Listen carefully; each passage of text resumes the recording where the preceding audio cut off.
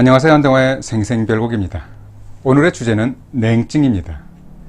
냉증이란 추위를 많이 타거나 신체 일부분이 지나치게 차게 느껴지는 등 주관적인 느낌으로 의학적으로는 냉각과민증이라고 합니다. 즉 보통 사람들이 추위를 느끼지 않는 온도에서 신체의 특정 부위가 시리고 아프기 때문에 일상생활을 정상적으로 유지하기 어려운 상태를 말합니다. 냉증의 원인은 만성적인 자율신경계 실조에 의한 혈관 운동의 문제 때문입니다.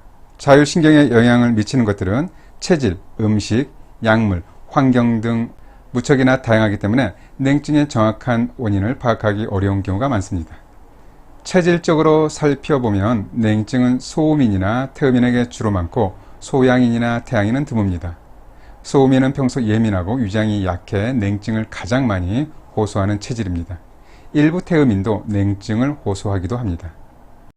한의학에서는 외부 온도 환경도 질병의 원인으로 봅니다.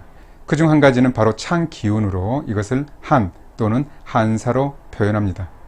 한사는 감기 같은 감염성 질환의 원인으로 보기도 하지만 인체 내부에 침입하면 냉으로 머물면서 새로운 질병을 유발합니다. 한사를 외적인 자곤이라고 한다면 냉은 결과적으로 발생한 신체 내부의 문제입니다. 냉증은 그 자체로는 질병이 아니지만 삶의 질을 매우 떨어뜨립니다. 특히 여성에 있어서는 열의 9은 냉에 의한 질환이라는 말이 있을 만큼 여성질환과 냉은 불가분의 관계입니다. 여성의 경우 갱년기장애, 저혈압, 빈혈 등이 냉증을 유발하기도 하고 반대로 냉증이 난임, 생리불순, 산후유증, 내분비장애를 일으키기도 합니다. 남성은 척추 및 무릎 관절통, 성기능장애, 전립선 질환과 관련이 있습니다. 특히 중년 남성이 나이가 들면서 허리와 무릎이 시리고 아프다는 표현을 많이 하는 것도 냉증 때문입니다. 심하면 성기에 냉감이 느껴지기도 합니다. 이것은 나이가 들면서 양기가 점차 줄고 체온 유지에도 영향을 미치기 때문에 몸이 점차 차가워지기 때문입니다. 냉증이 만성화되면 면역세포 활성도 떨어지고 장내 심부 온도도 낮아집니다. 이것은 장내 유익균의 활성에도 영향을 미칩니다. 또 체온은 신진대사 활성에도 영향을 미치기 때문에 폭부냉증은 복부 비만의 원인이 되기도 합니다. 냉증은 실로 다양한 질환의 시발점입니다.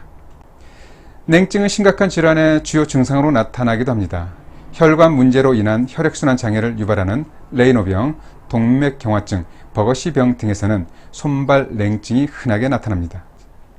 손발 끝이 파래지면서 교양이 나타나거나 괴사가 되기 때문에 심한 경우는 절단을 해야 하는 경우도 생깁니다. 냉증은 몸에 문제가 있다는 중요한 신호 중 하나입니다. 냉증을 예방 관리하는 것은 일상생활의 불편 해소뿐 아니라 삶의 질을 높이고 다른 질환의 발병 가능성을 낮추는 측면에서도 매우 중요합니다. 특별한 질환에 의한 것이 아닌 일반적인 냉증은 생활요법, 식이요법, 약물요법, 온열요법 등을 통해서 관리할 수 있습니다. 가장 중요한 생활요법은 체온관리입니다. 옷을 따뜻하게 입어서 체온 손실을 막아야 합니다. 특히 겨울철 외출 시에는 장갑, 목도리, 모자 등을 착용해서 보온에 신경 써야 합니다. 여름에도 지나친 실내 냉방은 주의합니다. 식이요법으로는 얼음이나 아이스크림 등 찬 음식을 과다 섭취하지 않는 것입니다. 기온이 서늘한 열대 과일이나 해산물 섭취도 주의합니다. 반면에 마늘, 양파, 계피, 대파, 생강, 고추, 강황, 후추 등 성질이 따뜻한 식품이나 향신료는 적절히 섭취하는 것이 좋습니다. 한의학에서는 냉증을 치료하기 위해서 탕제와 함께 뜸법, 찜질법 등을 활용했습니다. 탕제는 부자, 육계, 건강, 오수유와 같은 기운이 뜨거운 약재를 처방하는 것입니다. 하지만 이 약재들은 부작용이 있을 수 있기 때문에 함부로 섭취해서는 안 됩니다. 뜸은 냉증에 효과적이지만 살에 직접 닿기 때문에 화상에 각별히 유의합니다. 특히 신경 감각이 둔화된 당뇨병 환자들은 삼가하는 것이 좋습니다. 뜸 연기도 불편함을 초래하면서 동시에 너무 잦은 뜸은 미세먼지를 발생시켜서 호흡기 질환의 원인이 되기도 합니다. 동의보감에는 위법이라는 찜질법이 나옵니다. 소변이 잘 나오지 않거나 남성, 불임 등의 총백과 소금을 볶아서 주머니에 넣고 이것을 아랫배에 대고 찜질하는 것입니다.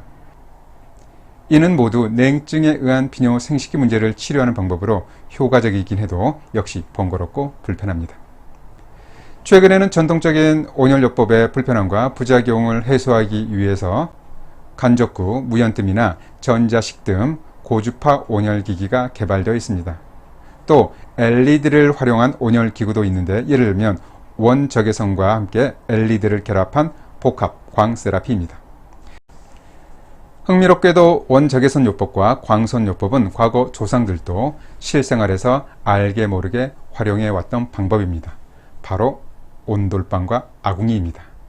아궁이와 온돌의 아랫목은 마치 도자기를 굽는 가마처럼 달궈지면서 원적외선이 방출됩니다.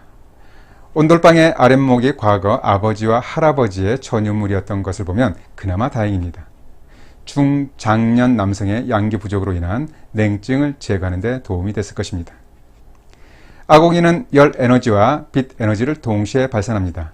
이러한 물리적 자국원은 특히 여성들의 냉증을 해소하고 자궁 질환을 예방하는 데 도움이 됐을 것입니다. 이 때문에 과거 어머니들이 더 건강했다고 말할 수는 없겠지만 아궁이 때문에 덜 아팠을 것이라고 추측됩니다. 사람의 체온이 37도로 항온인 것은 살아남기 위한 유전적인 작전이다 라는 말이 있습니다. 만일 이 작전에 실패한다면 저체온보다는 약간 높은 체온으로 치우치는 것이 건강에 이롭습니다. 건강을 위해서는 차가움을 멀리하고 따뜻함을 가까이 할 필요가 있습니다. 냉은 만병의 근원이기 때문입니다. 잘 들어보셨죠? 그럼 한동안의 생생별거 마칩니다. 감사합니다.